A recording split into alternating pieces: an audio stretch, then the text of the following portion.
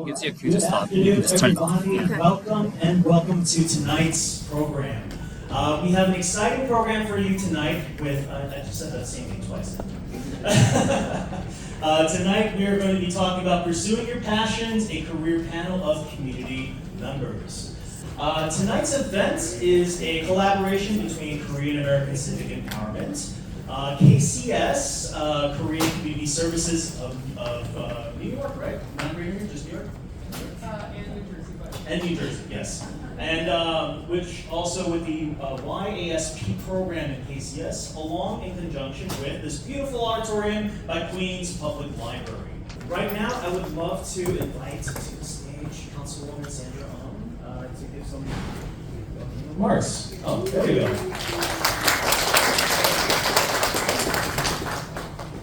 Good afternoon, I'm Councilwoman Sandra Ong, and I represent this district right here in Flushing, Queens, this amazing library. I want to first thank Flushing Library for always so generous in hosting events for the community. This is truly an amazing community space. I want to thank Yang, who's in charge of this library, sitting right here. Thank you. I also want to thank KCS of New Jersey and New York, and KACE, Richard, for hosting this event. This is the summertime, and I know it's a time for a lot of thoughts, reflections about what you want to do in your future. I'm really so happy to see so many young adults here. So that's a little bit about my career. It's not going to be as exciting as their careers, I guarantee you this. So I did grow up this community, and I went to all the local schools here. I eventually did become a lawyer. So after becoming a lawyer, I did go into private practice. Those are the, you do mergers, acquisitions, and like big firms. And then after that, I did a not-for-profit stint working with survivors of domestic violence. That's where it's more court-based, where you go into court, you represent survivors to get them orders of protection, divorces, even immigration. You get them a VAWA to try to help them get their VAWA status. And then after that, I worked for several elected officials, starting with the assembly member at that time, who was Jimmy Mang. Then I went on to work for Bill Thompson, the city controller. Then John Liu, another city controller, which I'm sure many of you have heard. I actually did a quick stint in New York State Parks. And then I worked for the Congresswoman Grace Meng, who again, I'm sure many of you heard, representing this district. And so finally in 2021, decided to run for office, and I've been in city council since 2022. I'm summarizing all that to let you know that, there are many different paths to your careers, and careers can change. You don't have to pick one path and think this is what I do for the rest of my life. It's good to be flexible, but this is really a good time to really think about what is it that you want to do in your life. So again, I really have to thank the panelists for taking the time out today to actually come and talk to you more in detail, more in depth about exactly what is it that they do. I know they're going to be inspirational. So again, thank you for having me here today.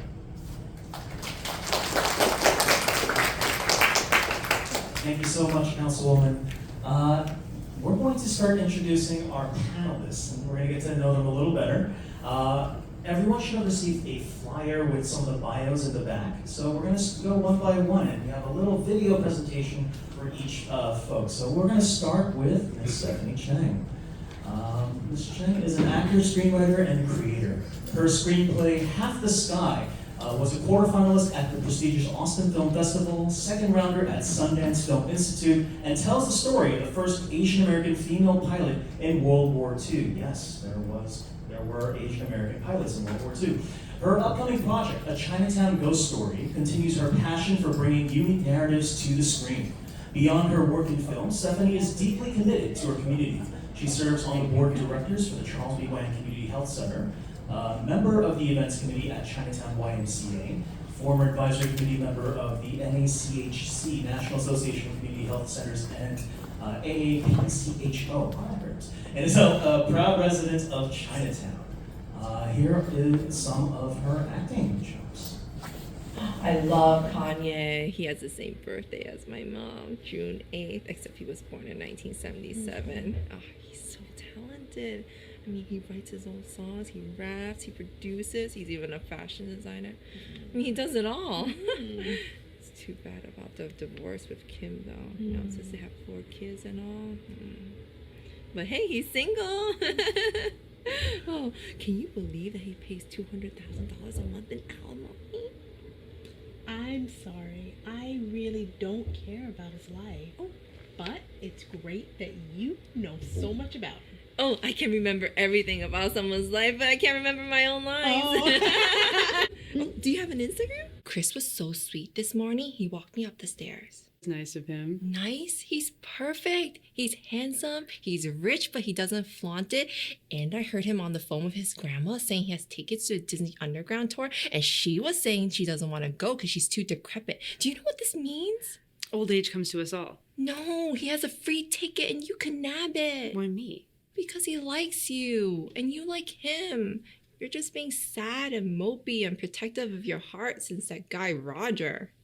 Roger was... Cheating on you? Ugh, never date a guy with a six-pack. No one gets a six-pack to date only one girl. Chris, chiseled face, squishy body. That's the body that says I f one girl for the rest of my life. Who am I to say no?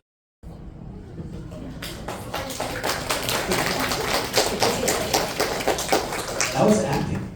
All right, let's move on. Our next panelist is Mr. Charles Kim. Charles is a legislative policy analyst with the New York City Council's Legislative Division, where he has worked for the past 7 years. He worked on the Housing and Buildings Committee and the Technology Committee before shifting his current positions in the Compliance Division and on the Public Housing Committee.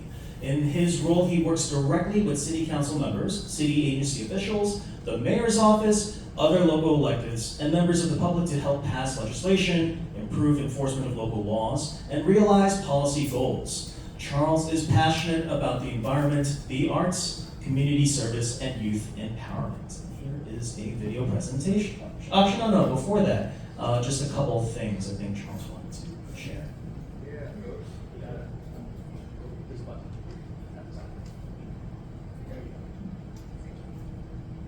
Hello? Oh.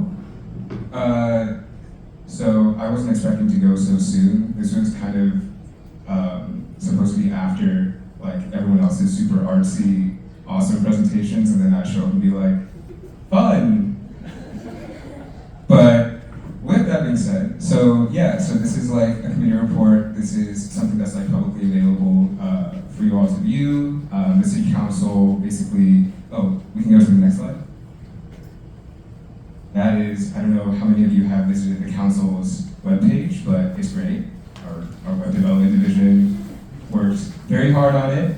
Y'all should pay it a visit from time to time. Is council member in that? Oh, she isn't. Oh, that would be so good. Okay, but anyways, yeah, and so this is also, sorry, yeah, this is like not really hitting joke-wise because there's like, anyways. By show of hands, who loves spreadsheets? I love spreadsheets. We love spreadsheets. There we go. Don't be shy. We love There's spreadsheets. dozens of us, right? Organized. And so there's a thing called Legistar. We work with that, and there's like members of the public where none of this is privileged information. You can all like find this by Google and everything. And this is basically like showing what's happening at the council at any given moment. Next slide, please. And I guess, so I tried to do like, what the kids do, what the cool people do, and do like a voiceover, day in the life kind of thing. I failed epically, so I'm gonna try to do my best with a live voiceover. Ooh. All right, so we're back at it. So this is basically me at my desk. I'm in a meeting right now, and we're discussing kind of like what next steps we want to take with a certain bill. This is council chambers. This is where a lot of hearings happen, and I forgot what I put as the next photo. Hold on. Oh, yeah. So this is like coincidentally me dressing the same as my coworkers. That's just like a little fun tidbit. What was the next? Oh, and this is also another hearing room. That's me. I don't know if you can see me up there. We do hearings on different topics of oversight, different pieces of legislation, and the hearings are, this is me meeting with my coworkers. They're not cat people, that was just to protect their identities. What else? Oh yeah, I'm taking notes. Meals are very important. Oh, so at council we also get asked to go out to certain city installations. This is Greenwood Cemetery. I'm realizing I'm talking very fast because I didn't realize the pictures would be moved this fast. But Greenwood Cemetery, they're basically showing us. Oh, and this is a policy conference. Wait, sorry, can we pause real quick?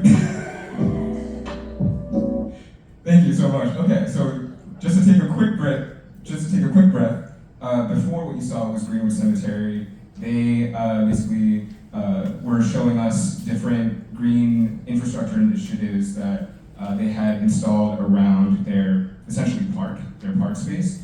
And so that helps us as people who work at the council to basically have like better context and better information to work with when we go and work with council members and other advocates and stakeholders and they want to basically implement certain types of policy.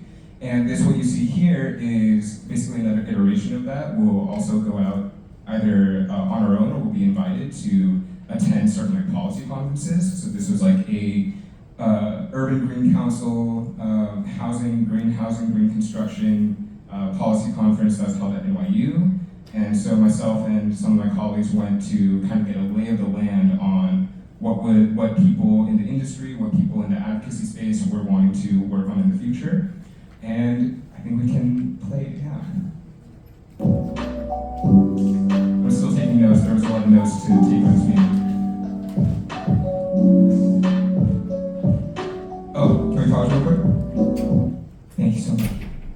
So also sometimes we'll have to go directly to like certain sites of like specific incidents, depending on the subject matter that we work with. So in my role on like the public housing committee, there was an incident a while back where there was a gas explosion at a public housing building, at a Metro building. So this was basically us as committee staff going in to basically help inform, but also be there in case there were any questions that needed to be answered, that we could answer in our capacity in terms of like what the council was planning to do, but also to serve as support in terms of like understanding what the leadership, agency leadership, industry leadership were expecting to move forward in that scenario. So that way, if like any other advocates or council members or members of the public contact us, we can be like, actually, we have some more specific information thanks to meetings like this. So this was like in the basement of the building that had a gas explosion, so that like we could directly view kind of like how much the damage had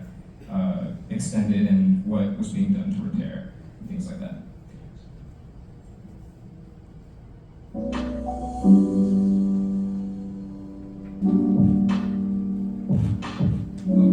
Pause real quick. So this was just like a little sampling of like one of the nice little perks of like working at council. You get like kind of special behind the scenes access from time to time. Of like this was this is what City Hall looked like during the Knicks championship run. This was like a front row view on like the championship parade, Knicks in 5, all that good stuff. So yeah, I'm gonna keep going.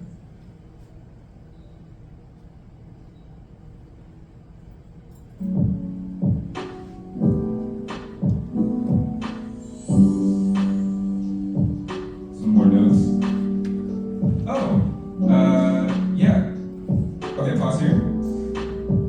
Thank you so much. So, just like another additional fun little tidbit, there's like an official government softball league, and we play other city agencies.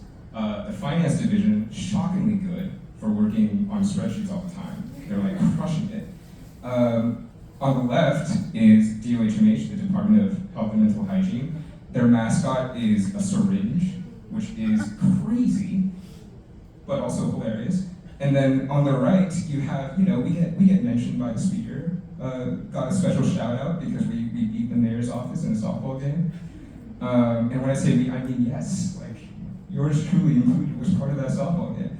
But yeah, and so, there's like fun aspects of the government job. This is like one of them as well. So continue to play, please.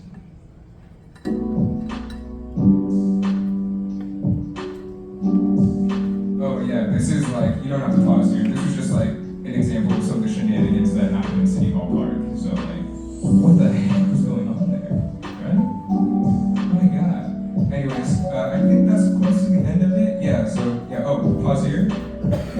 So this is basically what I feel like at the end of a very busy workday. And that's really all I wanted to share about that. So yeah, continue playing. So I think that's it. Yeah, all right, thank you. All right, next we have Mr. Kreese Lee.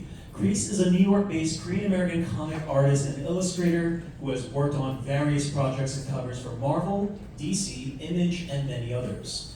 Kreese has also worked on illustrations for Marvel Snap and has a creator-owned project called Bladesmith, published through 24/7 Comics. Kreese's recent works can also be found on his Instagram at Kreese Art. That's Kreese with 3 E's. Hi, my name is Kreese, and I'm a cover artist for comic companies like Marvel and DC. I just have a lot of covers now coming out. I have some Absolute Batman Midtown exclusive coming out, other retailer exclusives, some covers of Dynamite and Marvel. So after graduating in 2015, I started doing comic conventions straight off the bat. Looked for like small conventions local. I started branching out to like Baltimore, Washington DC, and then made connections at these cons and then started growing from there. Started also doing more like published work. Definitely check out my creator-owned project through 24/7 Comics called Bladesmith. It's kind of like John Wick meets Food Wars or like Iron Chef, chefs that are also assassins. And that's been like really fun to work on. The first 3 issues are out. We're waiting to do the second half, so 4 through 6. Definitely check out my Instagram page. Try to post frequently. It's at Kreese Art with 3 E's. Okay, also all the artwork up here, this is by this man. All right, and next up, Miss Clara Kim. Clara is a K-pop cover artist, dancer, digital creator, and founder of Studio Spicy, a NYC-based K-pop dance studio where she trains students into confident, dynamic performers. Clara began her dance journey at age 3, training in ballet, jazz, theater, and more. With over 10 years of K-pop dance experience, she is now in her 3rd year of teaching and inspiring fans to dance with confidence and passion. Clara served as a judge in the 2025 H-Mart K-pop contest and the 2024 Pop-Off competition in Connecticut. In 2015, Clara co-founded Evermore Dance Team, growing their YouTube presence to over 90,000. In 2025, she founded All Nighters. Under her leadership, this team has surpassed 120,000 YouTube subscribers. All Nighters has performed at K-Pop Club Night, Korea Fest, and the annual Korean Parade and Festival, and placed first at both the NJKACC K-Pop Dance Contest and the Skyview High K-Pop Cover Competition. And here's some video clips.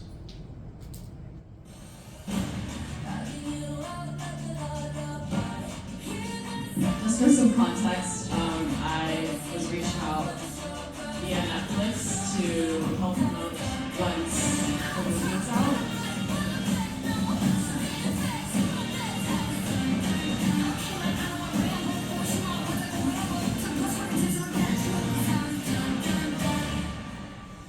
Yeah, so just more context on that. Netflix wanted to do kind of a multi-city dance workshop where they promote once K-Pop Demon Hunters came out. Actually, this was before the movie came out, which is an interesting choice.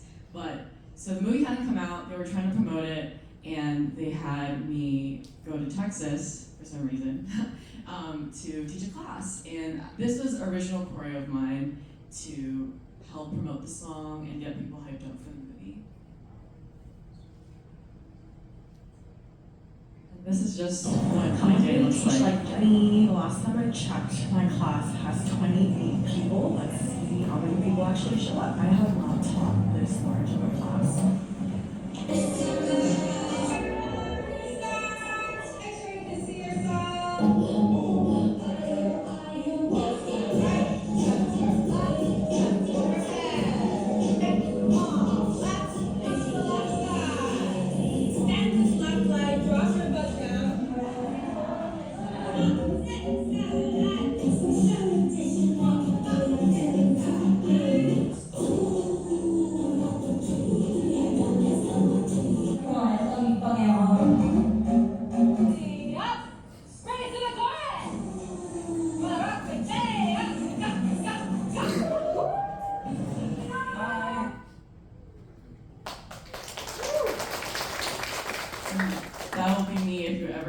join my class. This is a reel of a couple of videos that I've been in.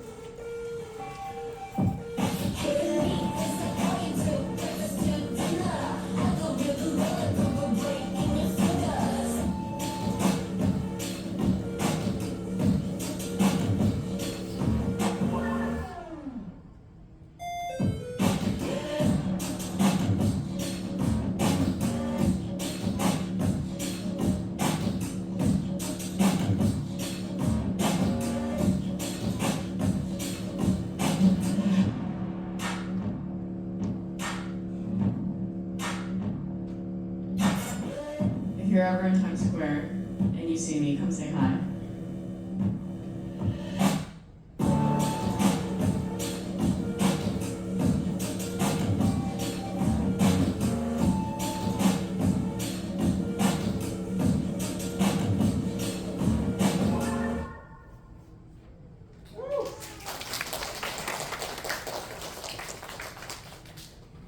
So now that we got to know our panelists a little more, we're gonna, I guess, follow-up questions on that introduction. So if we can just go around also, tell us about the work that you currently do right now, and I guess like how you came to be where you are, right? Like what was like your career path and where you ended up, and I guess like other types of questions that people might be curious about would be, did you always know that this is what you wanted to do? And I guess like how did you land where you are right now? So I guess we can go just like in that order. But you can pop in if you like. Oh, should I start from the beginning of how I got started, maybe? Sure. So, hi everyone, I'm Stephanie. I didn't know that I would be an actor or a screenwriter. I studied business management and I wanted to be a lawyer. And I worked in nonprofit for a long time because I wanted to make the world a better place. And moved into tech, and then after that I was kind of bored at my job, and I told my sister that, you know what, I have a bucket list. I have a list of all the things I want to do in life, and one of them is just to be in a movie. Background, I don't mind just crossing the street. So my first project was New Amsterdam. It was my first day, and it was like 500 people. And I was just one of the 500 background actors, and I had so much fun that I decided to continue doing it. And then little by little, I just kept doing more and more, and then COVID happened. And then during COVID, I was hearing about this story in Louisiana about a black man who, I know this is random, but he wasn't allowed to be buried in a cemetery. He was a police officer. And then apparently it was a whites only cemetery in 2021. And it made the news, and it kind of, that story really triggered something, because I remember this woman called Halo Ying Lee. She was a Asian American pilot, one of the first in the US, and she and her brother, who both fought in the war and died, she was in the US, whereas her brother was in France. They weren't allowed to be buried in a military cemetery in Oregon. And because of that, I decided to write this story, because I knew that no one else would write this script. So I wrote the script, and at that time I didn't know anybody in the industry. So there's a lot of people when you're first starting out who say like you should not submit your work anywhere until it's perfect. And I didn't have anyone that I know in the industry at that time. So I submitted my script to the Nichols Fellowship that's run by the Oscars. Sorry, this is a long conversation. And then what happens is I sent it in, they gave me notes back. I edited it and then sent it, and then I sent it to Austin Film Festival, and then I was a quarterfinalist. They gave me notes back again, and I took those notes and edited it again and sent it to Blacklist. And they really tore my screenplay apart. And then But with those notes, I edited it and then was a second rounder at Sundance Film Institute. So that was my transition from that time to now. And what I'm currently working on is I just finished my the festival run for my friend's film. It's called Xenogender. It's about a man that identifies as a crocodile. So I have a lot of random projects that I'm working on. I honestly try to do any kind of work possible because there's very few roles out there for Asian people. So if you're interested, please I need more Asian writers. Yeah. Did I answer all your questions? Yeah, no, that was perfect. Okay. All right, Charles, would you like to go next? Hello? Oh, thank you. Yeah, as to how I ended up here, it's funny because I'm originally from California. I wasn't born or raised in New York. Which, side note, every time I see y'all on the subway, even as little kids, I'm like, whoa, that's crazy. But yeah, so I came out here for college, and it basically boiled down to whether I wanted to go into the private versus the public sector, and I found that essentially everything that motivated me was based out of, I guess, just wanting to do just marginal good at the very least, at the end of the day, and it turned out that working in government was the best avenue for that because no matter where I volunteered or where I ended up working, at the end of the day, there was always some kind of intersection with government and as an extension of that with policy. So that basically turned me into, turned my interest towards how can I get to work in government. And I mean, speaking of the scarcity of Asian writers, the way I ended up working at city council here was because I Googled Korean American politicians and only 2 results showed up. And one of them was in the neighborhood near me. So through that, it basically ended up becoming a connection that allowed me to first intern at New York City Council and then work full time there. So yeah, and were there any other questions? No, I think that's fine. Don't worry. They're doing great, aren't they? Woo! Hello again, I'm Clara. Like my introduction had mentioned, I started dancing since I was 3, and my mom saw me just boogieing to some music. She's like, this girl gotta go into a class. And then I did dance for a pretty long time into high school, and K-pop has always been my life in every aspect, whether it's entertainment or just fashion or beauty or whatever. So in high school, I started a K-pop dance team with my friends just for fun, and that's how I started filming covers in Times Square. And right now, there's actually so many teams now in every borough in the city. You'll see so many teams come from Jersey, from Queens, just to film their content. So 10 years ago, I wasn't, I was only one of few people who were doing it, and I am still doing it. And then that kind of transitioned into me teaching because my Korean mother was like, you gotta do something with this instead of just dancing in the streets. And because I love teaching kids and I would interact with kids a lot, I was like, of course I need to try this. And I teach a lot of kids now, and I have to teach open classes for adults in the city as well. And then I think making those videos in Times Square kind of transitioned me into making content. So I also make content, and that can be anything in terms of vlogs, lifestyle, but mostly K-pop focused. I think that's just the core of my interests. Yeah.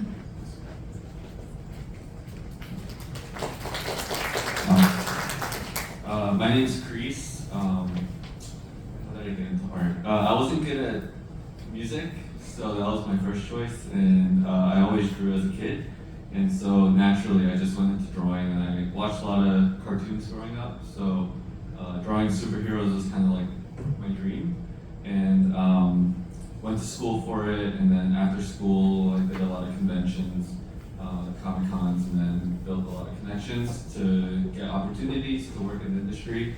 And currently I'm working covers for Marvel and DC, and like my own book that I mentioned, the Bladesmith book. That's it.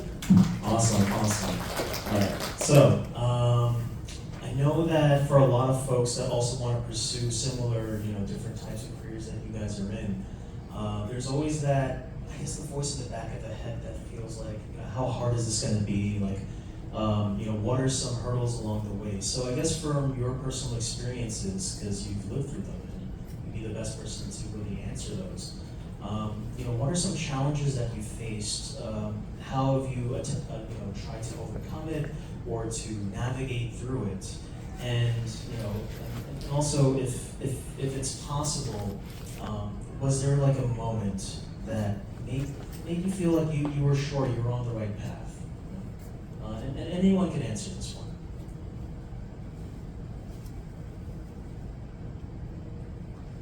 I think for me, this is a side note. I have an alter ego. I also went to school for art, and I also tattoo. So there's two sides of my life where I didn't explicitly share all of this information, but I went to school for art. I went to LaGuardia for high school for art, and then I went out of state for painting. And even though I had the talent for painting and art and all of that, I couldn't stop dancing. And I actually had similar experiences where I was like, in the entertainment industry, do I see myself as an Asian American succeeding? And at the time I didn't. So I was like, okay, I'm gonna play it safe, I'm gonna do art, I know I'm good at it. Not that it's easier, but just for me at that moment, I was like, I think that's the best choice for me. But no matter what, I would find myself dancing, filming videos of myself dancing with friends, finding people to dance with, and it became a point where that was the most enjoyable thing for me. And not that I don't enjoy doing art, but at the moment, I think when I'm dancing live in front of people or for a video, I feel like that's the most thrilling part of my life. And it just has to be part of what I do now, no matter what, even if it brings income or it doesn't. But it's gotten to a point where I've put myself out there, and great opportunities like Netflix, that's really great. Not that that comes out all the time, but things will come towards you if you just know what you really enjoy doing. And even if you don't, I feel like you can take time to figure that out as well.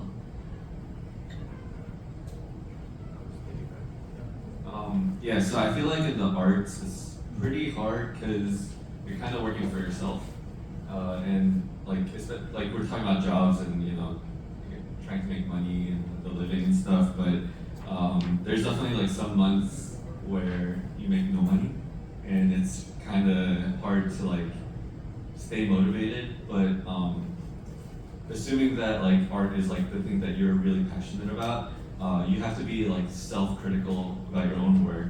You have to keep pushing yourself. There's definitely been times where like no work came in, but like being able to draw, you can create work anytime. And so you kind of have to create your own opportunities, use like social media to like boost your work out there. You're trying to create more opportunities for yourself. And then I think your question was like, was there a moment when you knew it was like for yourself, like you're on the right track, right? I think like for me, the big marble break, that was like a really good sign that I was on the right track. It did take like, I think like 6 years after graduating school to get that job, and it was like 3 years of trying. And so that kind of just tells you how much you have to work to get those big gigs. It doesn't just come. So,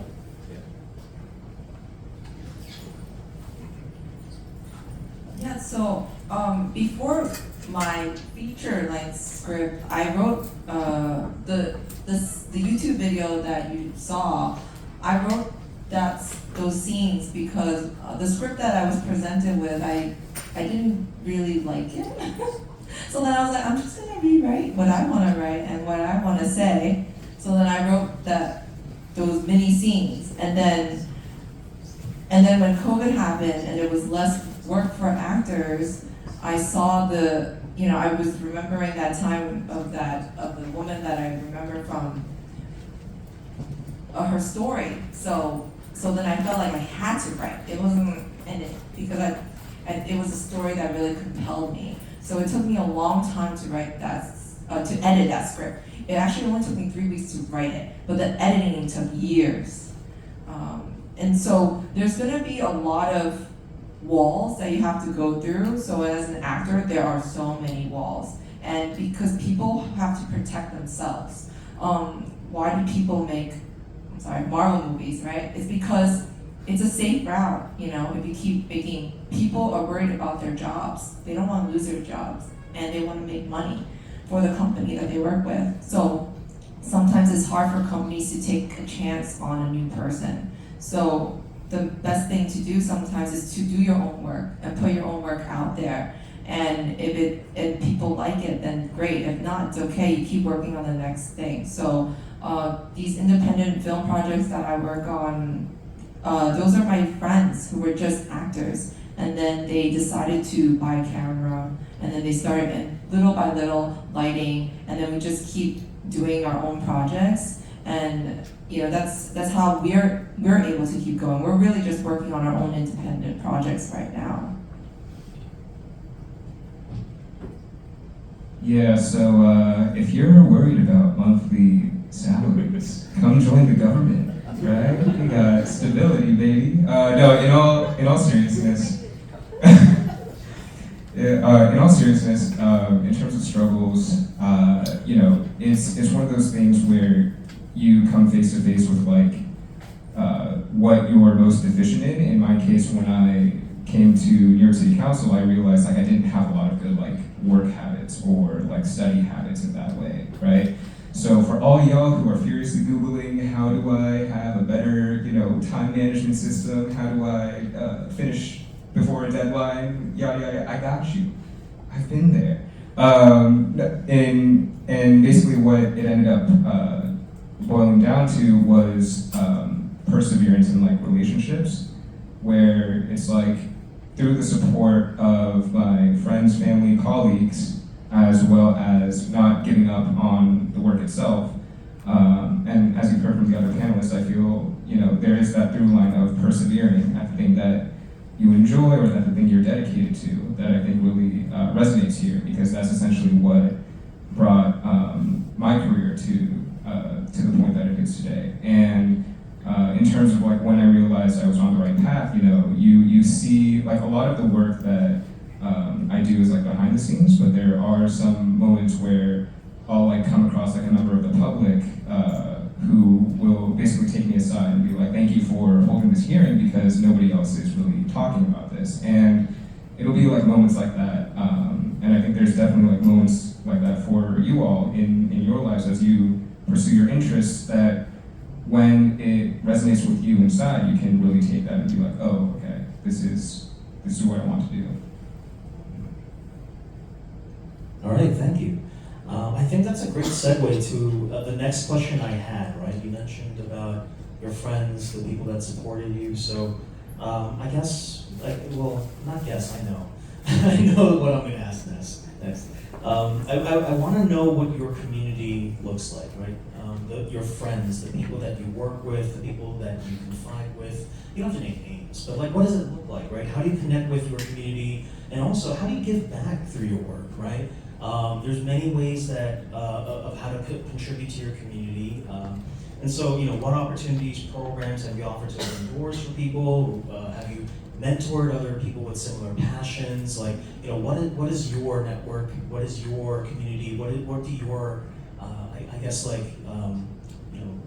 the people that you're surrounded by, right?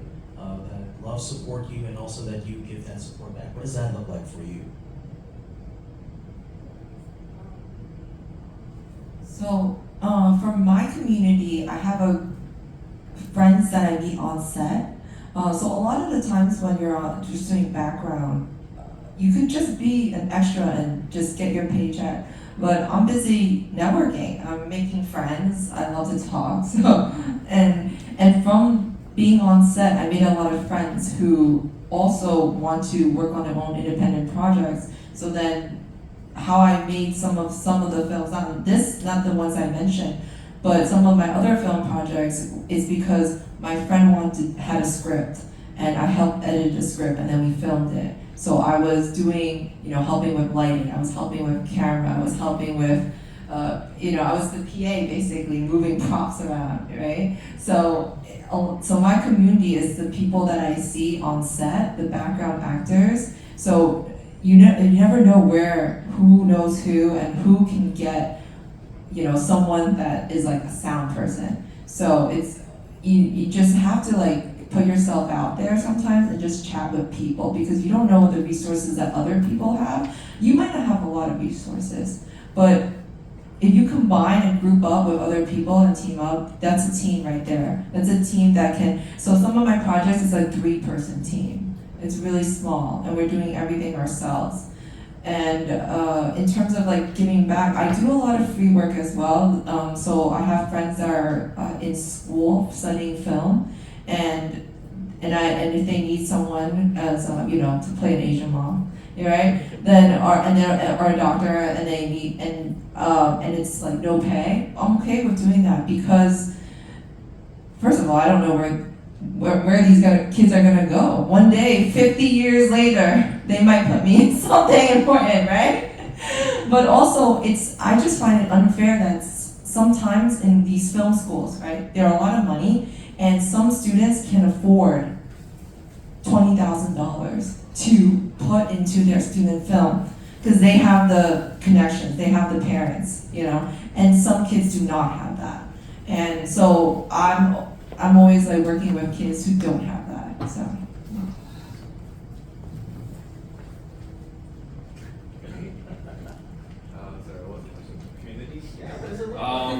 What is your community? My community is a lot of nerds and geeks. People who like comics and superheroes and anime. I have a bunch of artist friends that I see when I go to conventions. We're all across the world, so we're all introverted in a way. We're all in our offices just working. So we hang out at the cons. There's friends, art friends, and I have home friends and church friends and stuff. But community is just people support us. Is just people that come to cons or buy the books that we make, and my job is to draw the most entertaining image I can for these people. And so it's very I don't want to say lonely life, but it's a lot of just time spent in front of the desk drawing, and then you kind of see everybody at the conventions or when you do signings and stuff, which is pretty cool. What's the second part? How do I get back? So actually, similarly, I think with teaching or just giving advice to people who want to get into the arts. Art school is expensive, and not everybody can afford it. There's a lot of resources online, but I feel in-person teaching is the best way to learn. And so I did take in a couple students that were interested in getting into the industry and stuff. But I'm always happy to give advice. People reach out to me on Instagram and stuff for just critiques and stuff. At the conventions, they'll bring their portfolio. I'll take a look at it and see what I can, if I can help them get better and stuff. So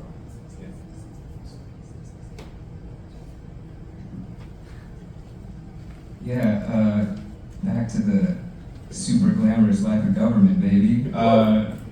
No, in all seriousness, public servants, it's I'm really grateful for the community that I have, because it's kind of self-selecting for people who are prioritizing a certain aspect of life, and it's a significant portion of that is giving back. Because none of us are in it for the money. There's no money in it. But it's one of those things where community is a function of proximity and time, right? So it's like the amount of time that you spend and like who you're around the most. And in that way, I feel like just noticing that is really important, because then you notice certain things about yourself as well, like how you interact with the people around you. And when it comes to giving back, it's like a nice thing where, you know, I'm sure many of you have come across that concept of like when you teach, you also learn something, right? And like explaining a concept is like one of the best ways to learn something. So in that same way, it's like when you remember where you are at your lowest point and like what people said to you at that point, then you can like pay that forward to someone else who might be in need of that, right? And I feel like something that I learned from my work in my community is that like you don't know what you don't know, and that's especially true with just assuming, like you cannot assume that what you know is also what everybody else knows. Like you always have something to offer, and in that way, I think, yeah, it's I'm just really blessed.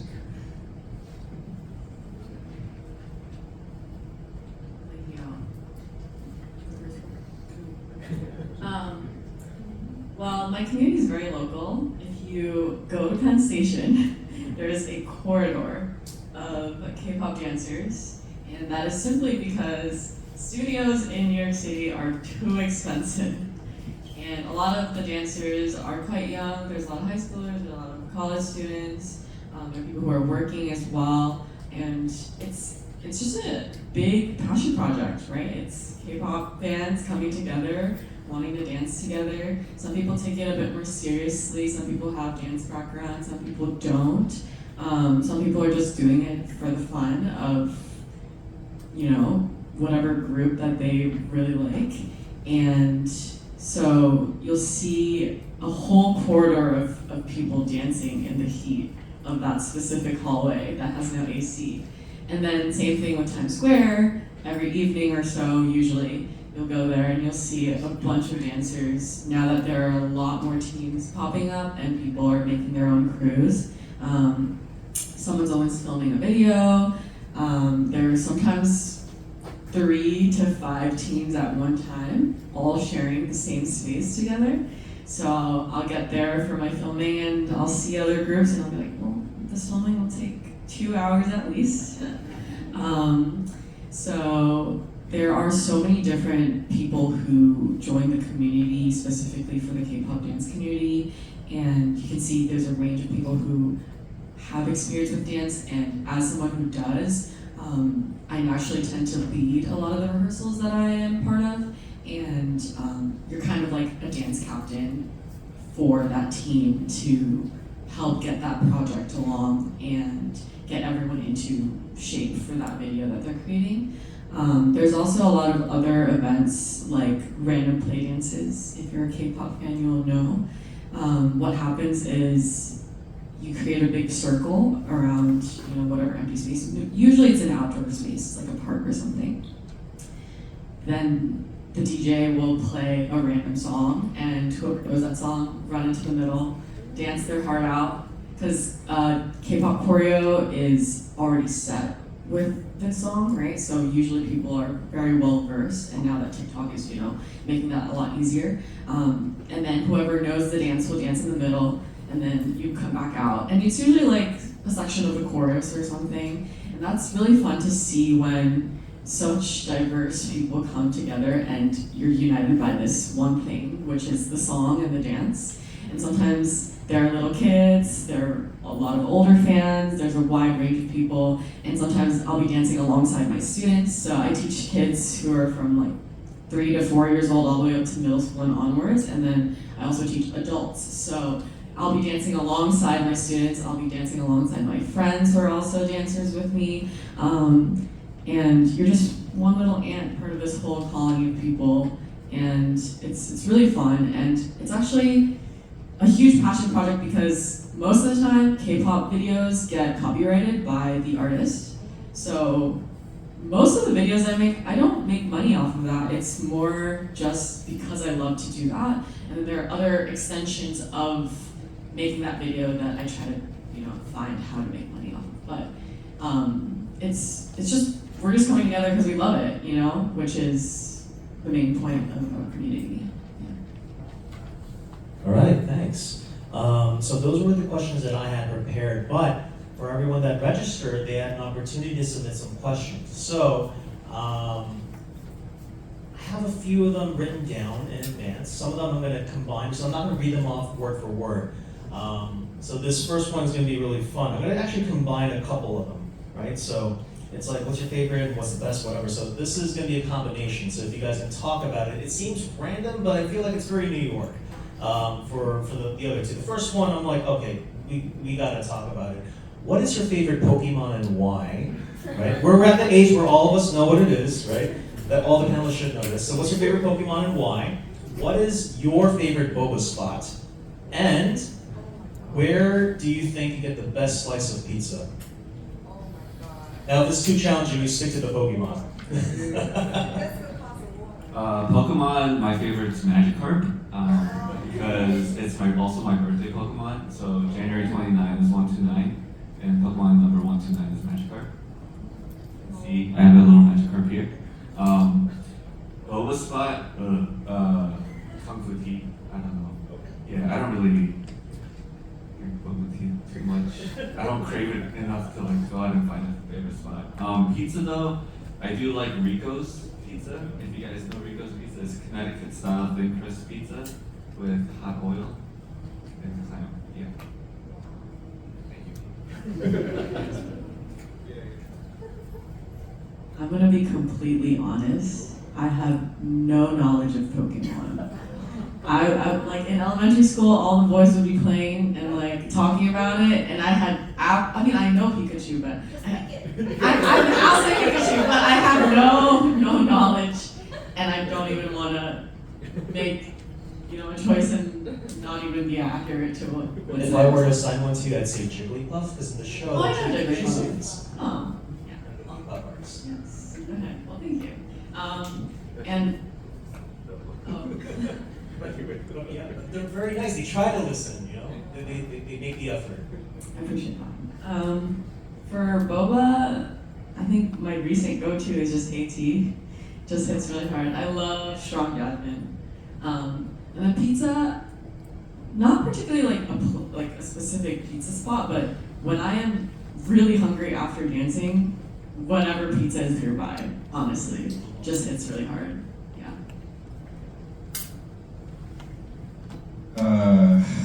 Pokemon. Yeah, I was like really into Pokemon during like a really emo stage of my life. So Absol became my favorite Pokemon. For those of you who aren't aware, it's literally like a Pokemon with like that stereotypical emo cut, right? And it flip-flops between either Absol or like Lotad, because it's literally looks like an amphibian that's just head empty all the time. And I feel like that's how I feel on like a semi-regular basis. Yeah, so... I'm gonna be honest, I thought you would have picked like a cat Pokemon. With all the cats in the videos, something like Meowth or something, Right. Yeah, and I guess boba, I'm partial to like my neighborhood spot, which is Chick-Tea. I don't know if they have other locations, but they're really good. The flavor, gotta go with the classic brown sugar boba. Super good.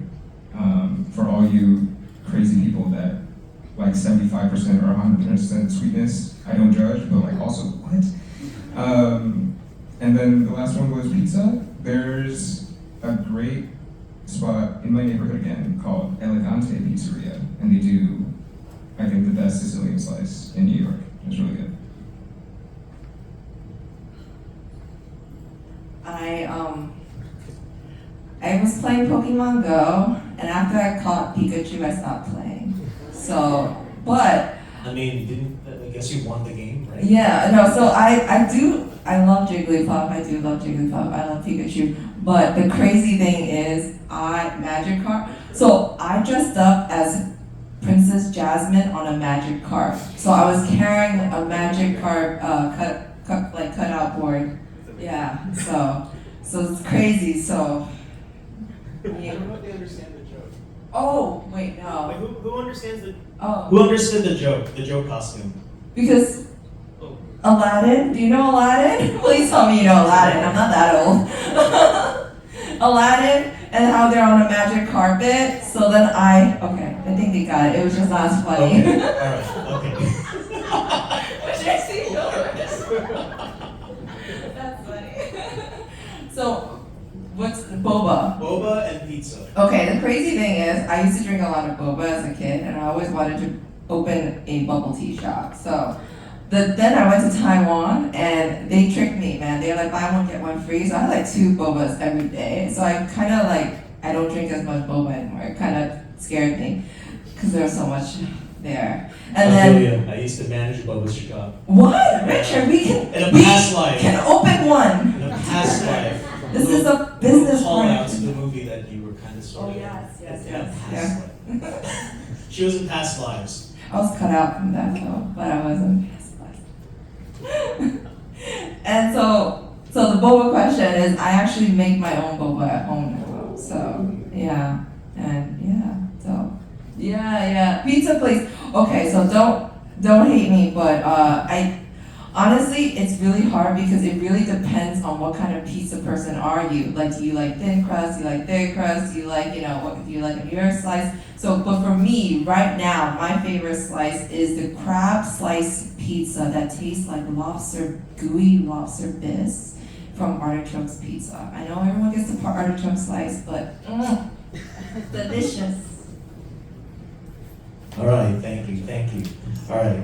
This was my way of figuring out which pizza to get them. Anyway, so we'll go to some other questions, a bit more related to a career panel, right? What was like your most favorite memorable moment in like the work that you guys done? I'm sure there's a lot, so it's gonna be hard to select, but like a favorite moment. Anyone can go. So I was invited to go to Abu Dhabi Comic-Con like 4 years ago, and I sold artwork to the Sheik, which was pretty cool. He bought stuff that was not for sale, and then obviously I had a price in my mind, and he bought it. That was pretty cool. That's pretty cool. That's like you and Leonardo da Vinci also sold something to the Sheik, didn't he? Didn't they buy that painting? Damn.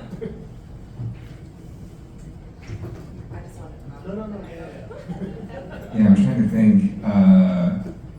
It's hard to pick a singular moment. I feel like I really enjoy my workplace, so I guess my favorite moment is, this is going to be super cheesy, but getting to see my coworkers each day in the office, I think is my favorite part of my work, because going back to that other aspect of, I guess, like self-selection, it's like a lot of very experienced people who come from like all different kinds of backgrounds, and like there was one guy who was like a web developer, and I asked him like, oh yeah, like did you go to college for like coding and whatever? And he's like, no, I went to college for dance, and he just started like busting out moves, and I'm like, we're in a workplace. This is wild.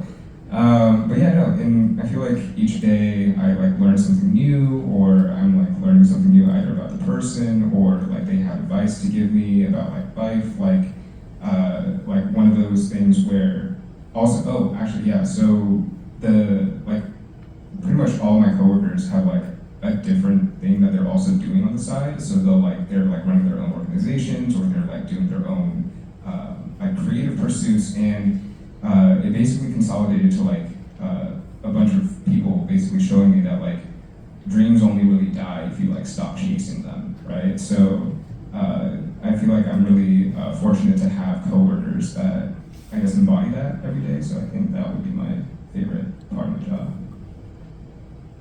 I would have sworn it would have been during the parade with the Knicks, because we were literally on a Zoom call talking. It was like, hey, what's going on behind you? He's like, oh yeah, they're doing the whole parade thing. I was like, wait, what? It's like, yeah, Yeah, I gotta say, getting front row seats to the Knicks parade was pretty nice. It's pretty cool. I wish I knew him earlier. Because I live near City Hall, but I can only like watch it from like, TV. For me, can you repeat the question again? Like, what is it? Ironic, it's a question about memory. So what is your most memorable moment, your favorite memory Yes. of working in. Oh, in, it's so hard to decide. So hard to decide because I'm always having fun on set. Because if you're not having fun, like what's the point? But I remember the last we were showing Xenogender at the North Film Festival, and I was laughing like crazy in the audience watching our film because I forgot how funny it was. Because when you first make the film, I kind of remember how like, okay, it was like bitter cold. I was the assistant director and doing the camera, so I'm like outside the freezing cold in winter, right? And my friend is a samurai stuck in the back of the car. So, but when we were watching it, after a while, that was our last festival run, and I haven't seen that movie in a long time, in like a year. I just started cracking up, and like elbowing my friend, and we just started laughing like so much on our own film.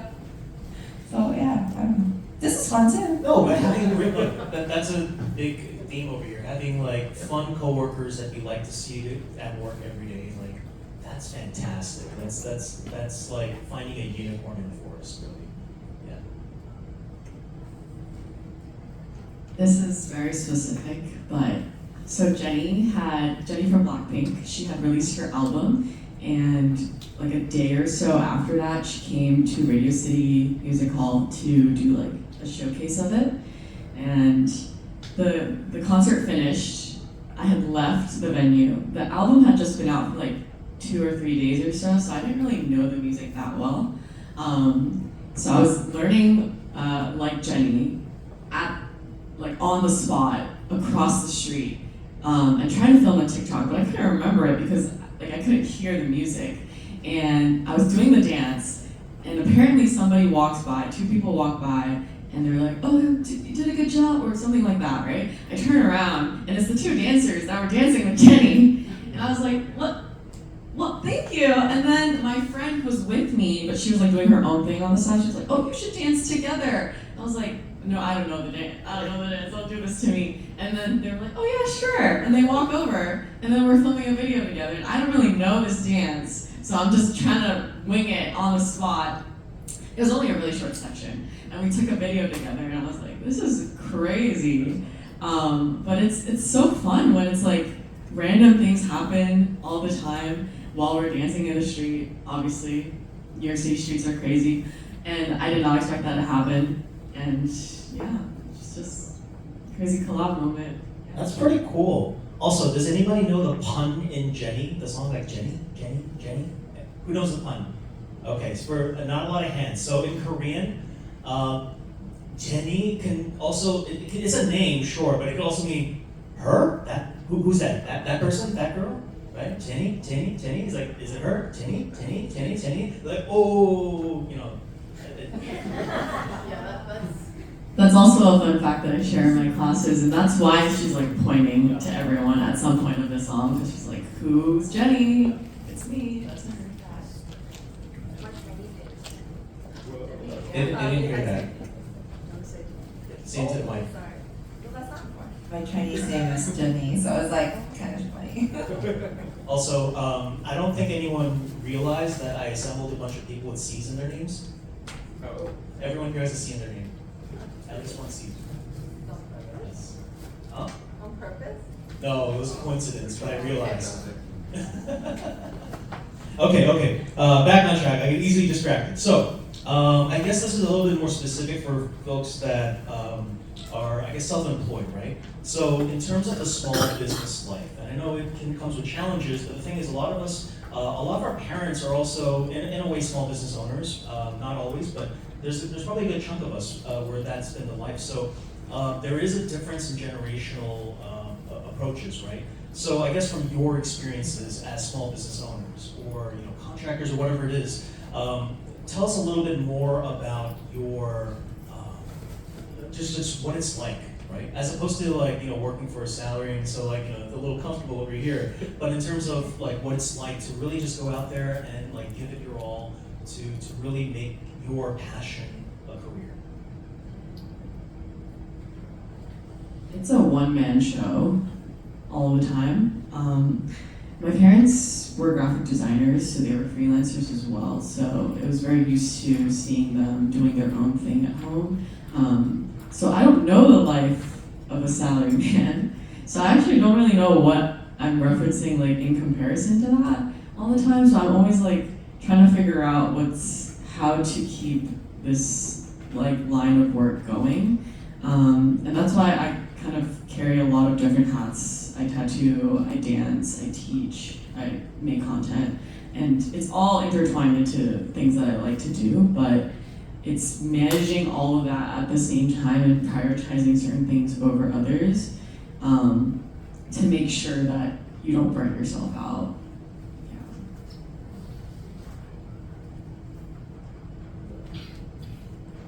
So I used to work at the government one time too. So that was, so I did have a salary job before, and then, so I worked for many years, and then my family wasn't against anything that I did, but I didn't really tell them that I'm gonna act, so, and I think they kind of still don't know what I do, so which is fine. That means you're really good at acting. I'll leave it in the dark, so I worked for many years, and so now acting doesn't pay well.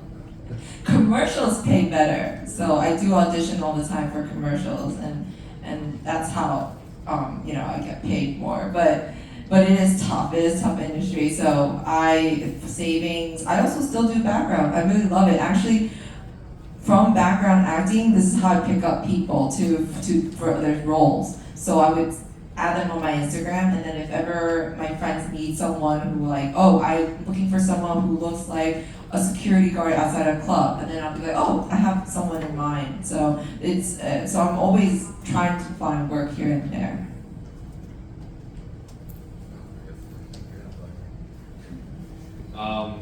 So in this freelance art side of the business, you're kind of always looking for the next gig. So I'll be working on a project, it could either be like my own thing or for a company, and then that has like a deadline, right? So after that, I have nothing. So then it's like, what can I plan for the future? And then, again, like going to the conventions, you're surrounding yourself with people in the industry, and that kind of, you have to make connections, and like that maybe will bring an opportunity to work on something in the future, and then you're always just kind of reaching out that people are going to be thinking about you for their project. And so, yeah, you have to be kind of annoying sometimes and like send out emails, but even if they don't reply, and then it's like, hey, I'm open to do this kind of work, just remember, and then maybe a month later you just send the same thing, and then maybe one day you'll get a reply back, and then a job for like 2 months. 100%. You got to advocate for yourself, right? And that's how you find success in life. And just because things don't work out doesn't mean that you didn't do the work. You do the work. Not everything will always turn out upside, but that's just life. It doesn't mean that you failed. It just means you got to get up and do it again. Right? That's one of those lessons. And I think that segues to another question that was submitted. Because we have a lot of young folk here, and a lot of times they're not sure about the future, and kind of get worried about job prospects, where to go, etc. But what I like to talk to or tell at least young persons like high school students or people that are in college or just got out, I tell them that they have the superpower, and it's called time. They have so much time ahead of them. They have time to learn things, time to make connections, and to build all those things. And so for you guys, I guess your careers, they're launching. I think you guys are doing amazing and fantastic work. So I guess some question, and it's from our young people. One question that came in was, when did it feel like you guys were getting into your stride? Like this is something that, how long did it take for you to get confident in your field? And it's okay if your answer is that you still struggle with that. And I think that's a very human response as well. Not to put anyone on the spot or anything, right? But if there's any a moment where it kind of felt like I'm getting the hang of it, might not be a pro, but this is something that I'm good at, right? That you got that sense of confidence. I just wanted to take this first because this was actually something that I was discussing with my supervisor just the other day. In the sense of, I don't think I've hit my stride yet. I'm always kind of feeling like self-doubt in a way, but it was also one of those moments where I was essentially told there's always something within your control. which I think is really important because each day, even though I had those doubts about like whether the work I was doing was actually like accurate or I was actually like performing to my capabilities, it still mattered that I was going through with it anyways. Like not letting those things stop you is, I think, one of the most important things you can do. And breaking down situations into their like component parts, into like things you can control or like little baby steps, because there's always subdivisions that you can make of like certain situations. You never have to like tackle something all at once. And yeah, so there's always something that you can control.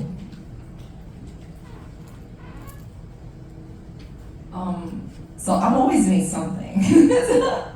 I just built a website, backpacktraveling.com, if you want to be one of the first users. I forgot to put a QR code up. But yeah, so when I am always not surprised, but whenever my agent tells me or whenever a friend reaches out, oh, this so-and-so is looking for something, that's how I know I'm still in the game. So every week there's always something happening. Even if for example, I just did a callback and I didn't get the role, but still to get something, it was basically commercial shooting in Spain. So there's always these little things, these little nuggets that like fall in my lap, and it just helps me to keep going. So it's not really doubt, because I just feel like I'm just so lucky to be able to even make it this far. Because I never thought that it would be an actor. So to me, this is like gravy. Yeah.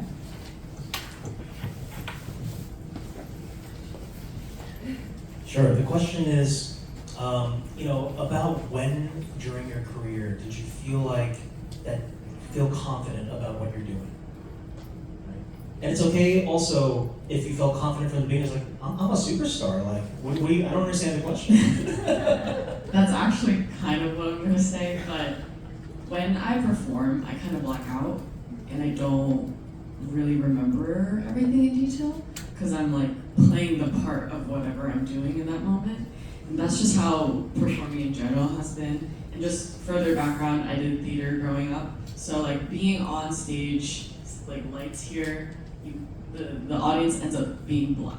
Like you don't remember the things that are happening. Like obviously I can see all of you right now, but when I'm doing it in metaphorically, like this all just becomes empty and I'm just all by myself.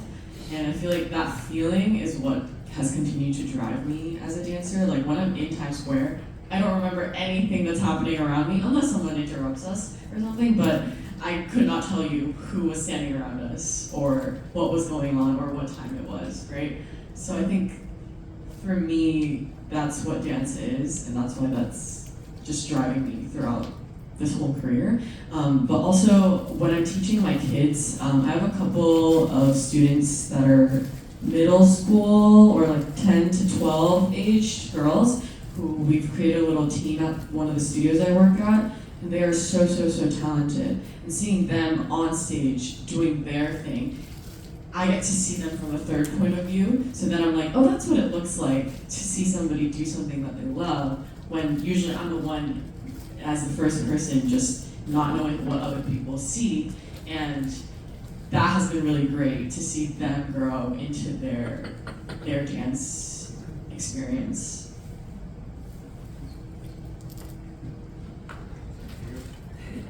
Sure, one more time. When in your career did you feel confident about what you're doing?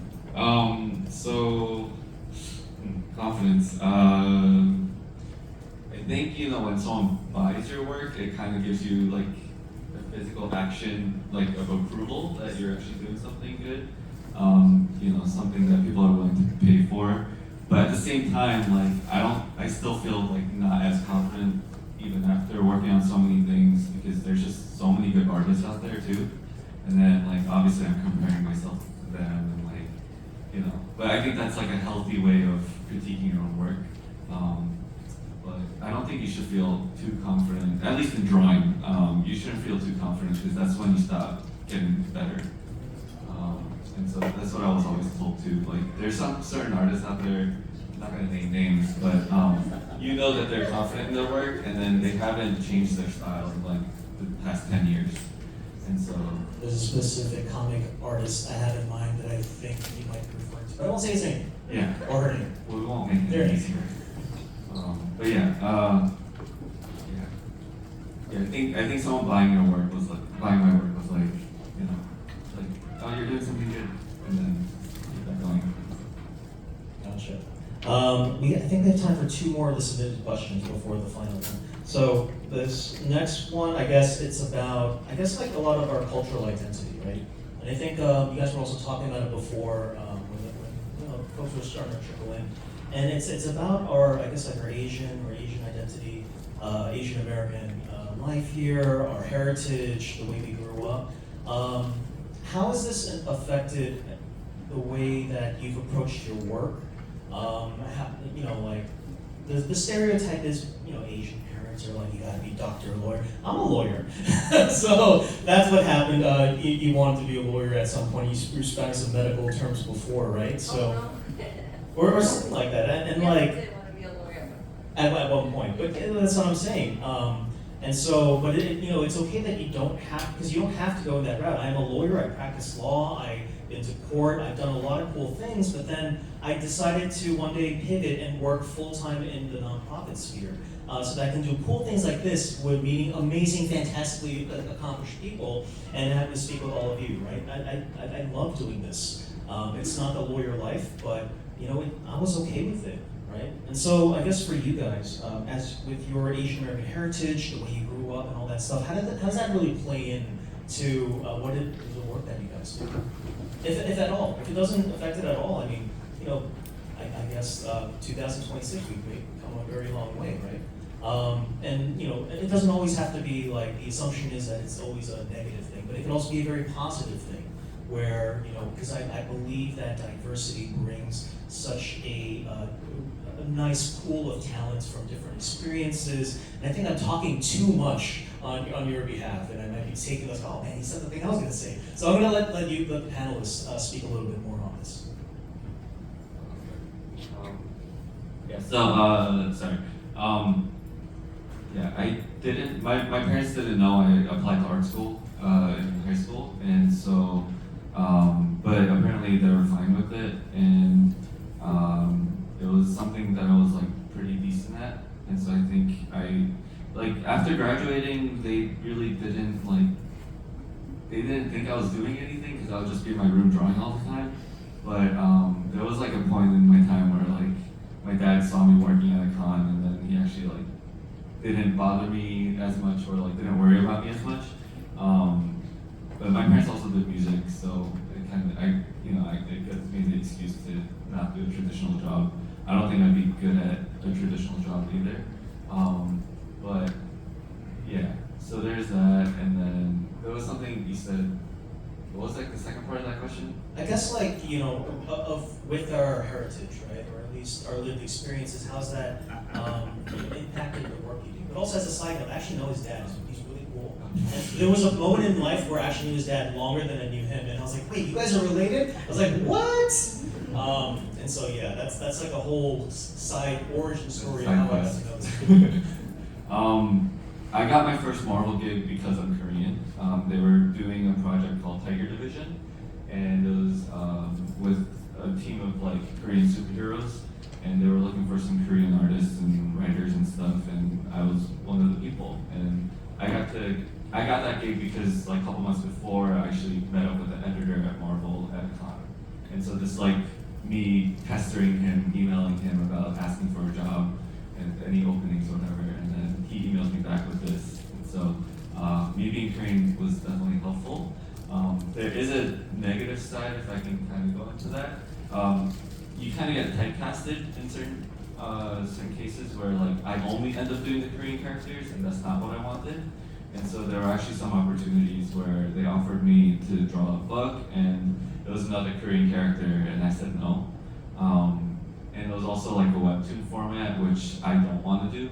And so that kind of led into another project that I got to do, Iron Man, which is not an Asian character. And so that was like really cool to work on like an A-list character like that as well. So, yeah.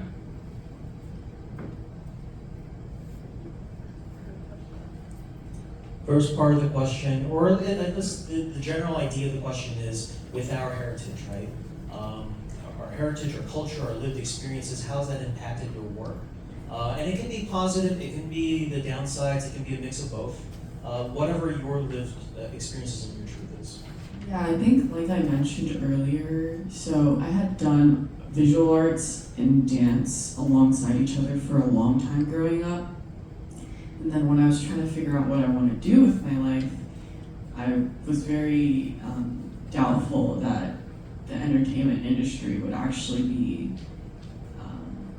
developed into more accepting of Asian Americans. And even now, you really actually don't see a lot of Asian Americans as much as like mainland Asians breaking through into the entertainment industry. Like K-pop is from Korea. Like you don't really see Korean American artists as big as they are.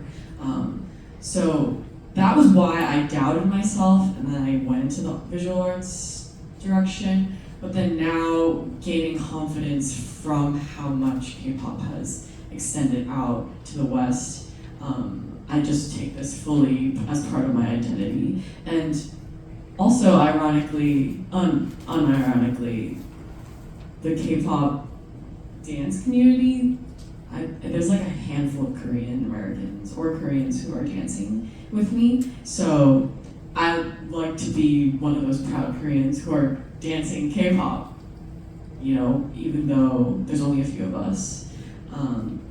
And then also piggybacking off of what Chris was saying, my parents have always been supportive of the arts, but I think they were just worried of the instability of it, and that was what the comment was earlier from my mom, like you should probably do something as an extension of not just dancing by yourself or with your friends. And I think extending out to teaching, now I'm meeting other people, I'm mentoring students who are, some of them are Korean and some of them are, you know, of half Korean heritage, and really supporting them and being there for that next generation is so exciting to watch. Yeah, I think in terms of heritage, I guess growing up in America where you see like, I guess predominantly non-Asian faces, it really did teach me the importance of visibility. And it's also like, as an extension of that, you're not only being visible as like a representation of like your culture, so to speak, but you're also embodying kind of like your values in a way. So showing up to, I guess, my work, where it's like you're literally in government, there's also this aspect of like what's at stake. It's like, are you putting forth a good example of like being Korean American or like second generation Asian American, or like how are you able to connect with people across different ideological and ethnic backgrounds? And it's really humbling, I'd say, because sometimes you have folks who their only experiences with faces like mine are negative. But then if I come into the arena and like lead with kindness, for instance, then that changes, like just that one data point for them becomes like, it completely changes their perception of people who look like us, right? So I think that it does become this notion of taking care about how you present yourself, but also taking care to make sure that like how you present yourself is also not sacrificing your values at the same time.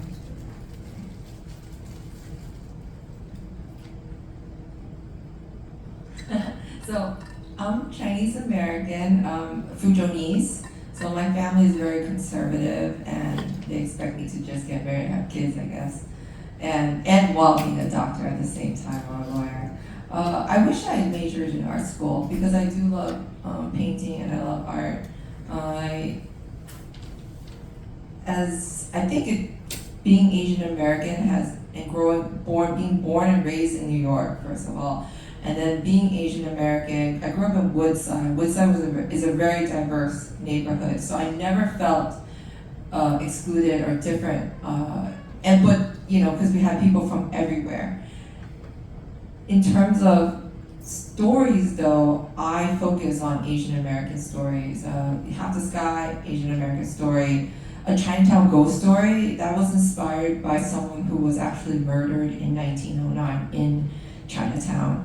So it really influences everything that I do. So there's a lot of people who, once they make it big, maybe they're not working on Asian American stories because there's lack of a budget. I focus on Asian American stories, specifically, because I feel like there's not enough people writing about our stories. Thank you. So I also know that a lot of people look up to you guys, right? And so this other question that I submitted is, who do you guys look up to? Who are your role models or your heroes? I guess like in real life or fiction, I guess. I don't know. I love Sandra Oh. I love her so much. I wanted to play her sister, but Aquafina got the role. So I love Sandra Oh. I love her acting. I love her since Grey's Anatomy.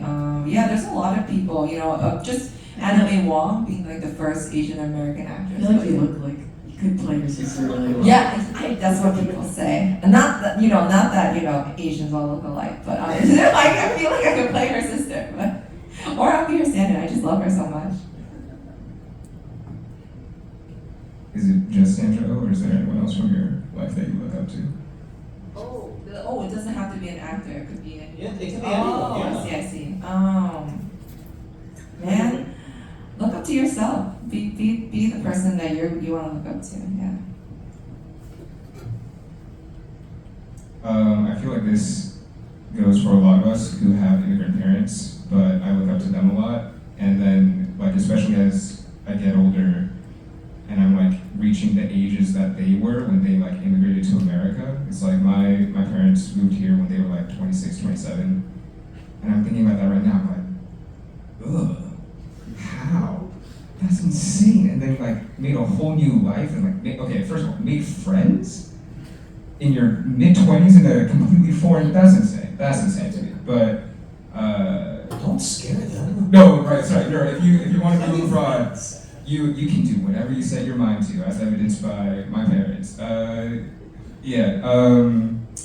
look up to them, and going back to what I was saying about my coworkers, I look up to them a lot. I think it's just so important when you have so many diverse backgrounds coming together for the sake of a common project, which is essentially making lives better for a lot of people. And when I see them, they're basically just doing their jobs, but then I'm on the side being like, oh my god, the way you saved that Word document is insane. So my coworkers and my parents. I think also my mom, for sure. I think when I was little, she was the ultimate tourist, where she would take me to every single place possible you could think of. So I was at the Met every weekend, taking these classes that they offer. And I don't know why, but now I know the map of the Met really well. And she would just take me to Governor's Island, all of Central Park, and living out farther in Queens, farther out in Flushing and Bayside. That's a trek to take your child into the city, take them to the top of the Empire State Building, which I don't remember, but I know we did that. And she wanted me to see all of the city that has to offer. And now I have a little brother, he's 11. I don't think she would be able to do that again. She just lets him be the second child. But when she was raising me, she really just let me see everything that the city has to offer. And I think that's why I'm such a creative, where she took me to Broadway musicals, anything that I could possibly go to. And now that I dance in the city itself, she will come to support me sometimes. It's great to see her always supporting me and believing in what I do, because she created the person I am, essentially.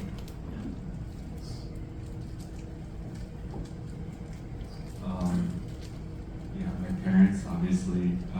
He's like the go-to answer. But besides my parents, my older brother, I think, you know, there's some aspects, you know, where I hate him, but at the same time, I look up to him a lot. And he's not in the arts at all, but, you know, there's certain things about him that I look up to. In the industry, there's an artist named Jim Lee. If you guys are familiar, he's a Korean American artist, and he's like now the co-president of DC Comics. But he was like a very inspirational art style, changed a lot of the ways how comics are made, and a lot of people were inspired by his style. And like for him to be an artist and then go up as like build up to like the co-president of DC Comics is like unheard of almost. And so I think just business-wise, like he's just a really good person to look up to, just being successful in that sense. So yeah. Great, and we have time for one last question. So this is the one I saved up at the end. What is one piece of advice that you would give for young folks out there? And another way to think about it is, what's a piece of advice you give to your younger self? If you guys are trying to draw for a profession, draw the hard stuff. So if you guys draw like only heads, draw the feet, draw hands, and remember this. There's like 3 traits as a professional that people look at. It's being on time, being good, and being nice. If you have two of those 3, then you'll be fine. If you have all 3, you'll be very fine. But have at least 2. Oh yeah, be nice, be a good person to work with, or be on time, or be really good at what you do. I think that applies to more than just drawing, right? Yeah. If you want me to go into it, you can be like very nice to work with and like on time, but you don't have to be the best at what you do, and people will still kind of like be lenient with you. If you're really good at what you do and you're really nice, they'll be happy to wait a little bit for your work. And if you're on time and you're really good at what you do, you can kind of be rude, and they'll be like, they're still doing good work and it's on time, so they'll let that pass. I think this applies for Stephanie's career as well, but you gotta just put yourself out there.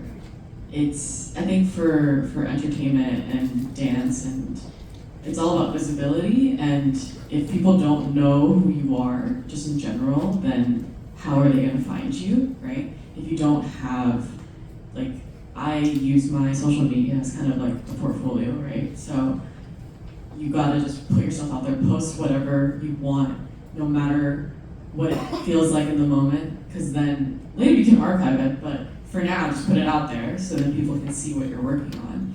And then later you can start curating it more and making it more towards one specific, but just go, just turn it out, just let everything out onto whatever platform you want to be using. If you're gonna use social media for work, have a separate personal profile. You don't want to mix the two. That's really nice.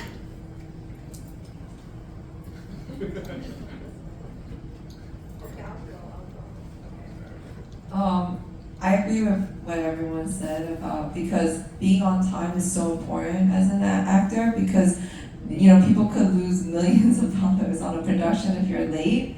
So it's really important to be on time. It's also very important to be kind, because it's so competitive to be an actor that it's so easy to just switch you out with someone else. And for example, my friend, when they say that they submit something, they'll get like 1,000 applications in the first 30 minutes or first few minutes. It's crazy. It's very competitive out there.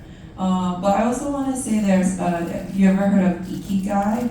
It's these 3 circles that represent different paths in your life that you can take, and at the intersection of it is something that you would want to do.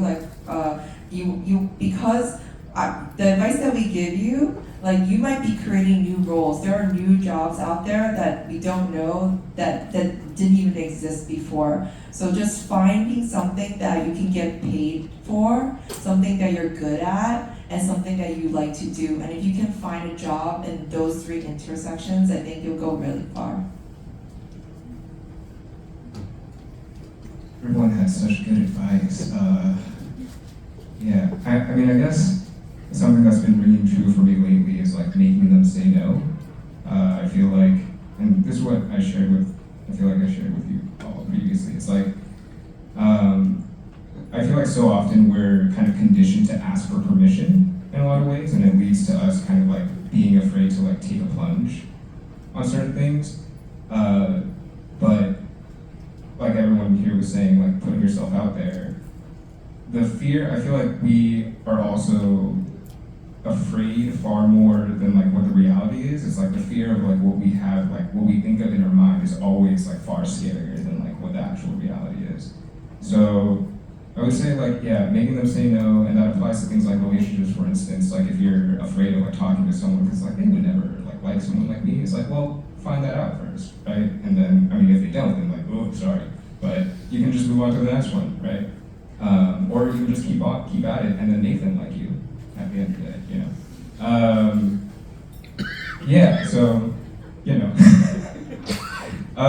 Yeah, I like what everyone else here said. It's like, yeah, putting yourself out there. I think proactivity is like really underrated, especially now when like so many things are like fed to us.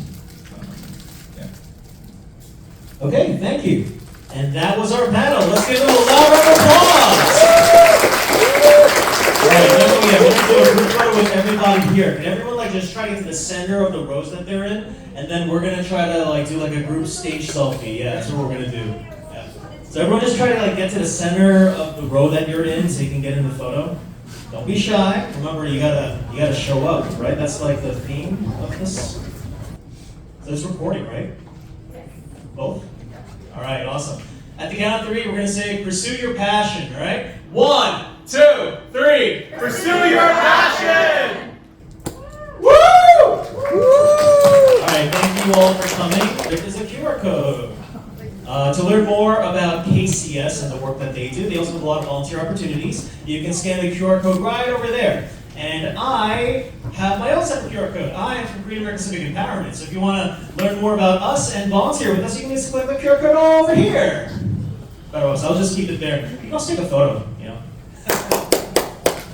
And one last QR code is our feedback survey. I hope that the table's not in the way, but if you can, let us, fill out the survey and let us know what you thought about it. We would love to do a lot more programming like this, but your feedback would help us to figure out what it is that you're looking for.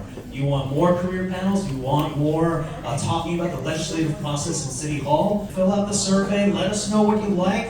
We're going to stick around for a little bit while we clean up, but we do, I think the library did ask us to leave by 7. So we have a few minutes over here. So yeah, if our panelists would like to just stick around and converse with people, you guys can just hang out near the stage. And yeah, thank you everyone for coming. Get home safely.